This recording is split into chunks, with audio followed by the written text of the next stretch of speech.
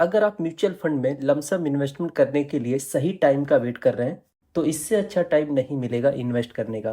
कहा जाता है जब मार्केट में गिरावट आती है तो वो टाइम सबसे सही होता है लमसम इन्वेस्टमेंट करने के लिए।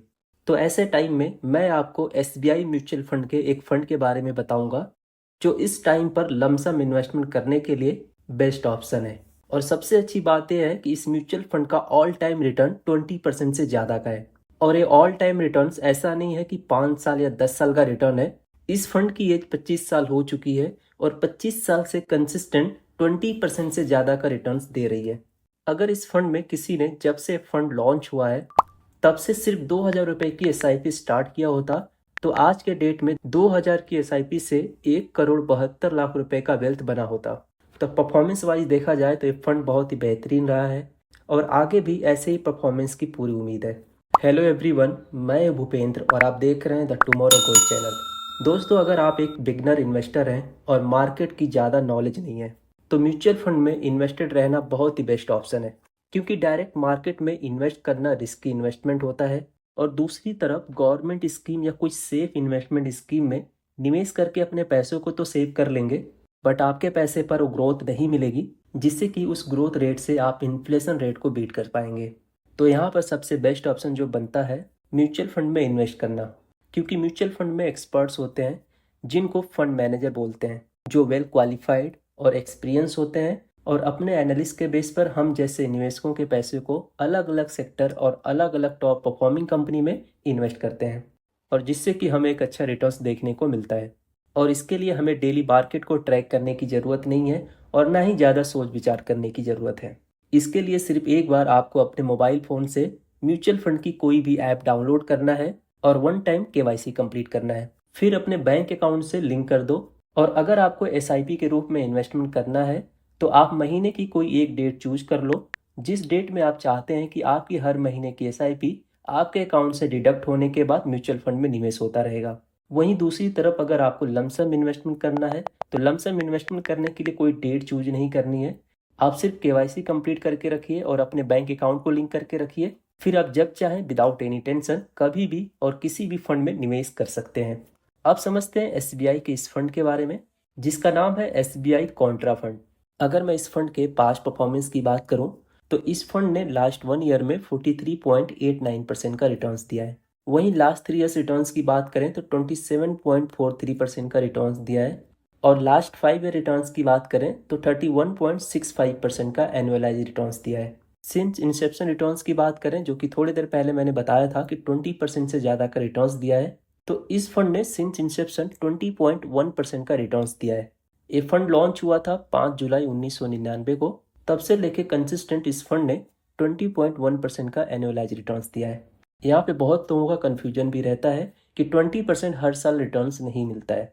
तो यहाँ पे मैं क्लियर कर देता हूँ कि हर साल 20% का रिटर्न्स नहीं मिलता है। एक एवरेज रिटर्न्स होता है। किसी साल 20% रिटर्न्स दिया तो किसी साल 40% भी रिटर्न्स मिलेगा, किसी साल 10% भी रिटर्न मिलेगा, या मे भी हो सकता है किसी साल माइनस में रिटर्न्स रहे। तो एक एवरेज रिटर्न्स होता है। एवरेज रिटर्न्स इस फंड का 20.1% का है 25 ईयर का। इस फंड के करंट एयूएम यानी कि फंड साइज की बात करें तो 41,416 करोड़ का करंट फंड साइज है एज ऑन 30 सितंबर 2024। इस फंड की करंट एनएवी की बात करें तो 393 रुपये 50 पैसे की करंट एनएवी है एज ऑन 9 अक्टूबर 2024। तो इस फंड का जो करंट एक्सपेंस रेशो है 0.57% का करंट एक्सपेंस रेशो है।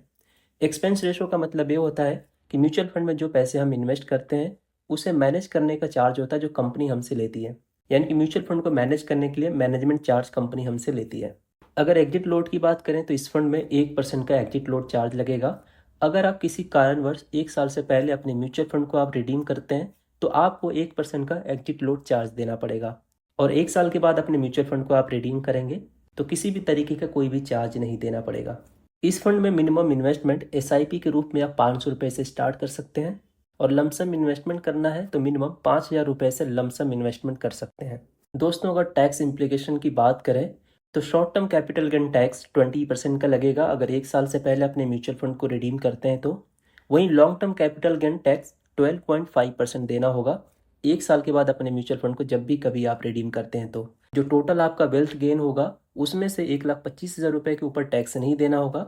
उसके ऊपर का जो अमाउंट रहेगा उसके ऊपर 12.5% का टैक्स देना पड़ेगा। म्यूचुअल फंड को मैनेज करने के लिए फंड मैनेजर्स होते हैं जो अपने एनालिस्ट के बेस पे म्यूचुअल फंड को मैनेज करते हैं। इस फंड को दो फंड मैनेजर मैनेज कर रहे हैं। पहले फंड मैनेजर है मिस्टर दिनेश बालचंद्र, जो इस फंड को मई 2018 से मैनेज कर रहे हैं। दूसरे जो फंड मैनेजर है मिस्टर प्रदीप केसवन, जो दिसंबर 2023 से इस फंड को मैनेज कर रहे हैं। म्यूचुअल फंड का पैसा किस फंड में लगाना है और कितना % लगाना है, ये टोटली डिपेंड करता है इन फंड मैनेजर के ऊपर, जो अपने एनालिस्ट के बेस पे हमारे फंड को डाइवर्सिफाई तरीके से इन्वेस्ट करते हैं। इस फंड की जो टॉप होल्डिंग है, HDFC बैंक लिमिटेड में 5.28% की होल्डिंग है, निफ्टी बैंक में 4.5% की होल्डिंग है, गेल इंडिया लिमिटेड में 2.48% की होल्डिंग है, टेक महिंद्रा लिमिटेड में 2.4% की होल्डिंग है, टेक महिंद्रा लिमिटेड में 2.4% की होल्डिंग है और कोटक महिंद्रा लिमिटेड में 2.32% की होल्डिंग है। अगर इस फंड के होल्डिंग्स को सेक्टर वाइज देखा जाए तो जो टॉप के सेक्टर हैं, फाइनेंशियल सेक्टर में 20.6% की होल्डिंग है, एनर्जी सेक्टर में 14.33% की होल्डिंग है, टेक्नोलॉजी सेक्टर में 9.63% की होल्डिंग है और हेल्थ केयर में 7.52% की होल्डिंग है। इस म्यूचुअल फंड के जो पैसे इन्वेस्ट किए जाते हैं जिन जिन कंपनी के साथ, जैसे कि इसके अंदर लार्ज कैप कंपनी के अंदर 50% तक की होल्डिंग है, मिड कैप कैटेगरी के अंदर जो भी कंपनी है उनके अंदर 25% की होल्डिंग है, स्मॉल कैप कैटेगरी की जो भी कंपनी है उसके अंदर 14% की होल्डिंग्स है। तो देखा जाए तो होल्डिंग्स वाइज काफ़ी अच्छी है।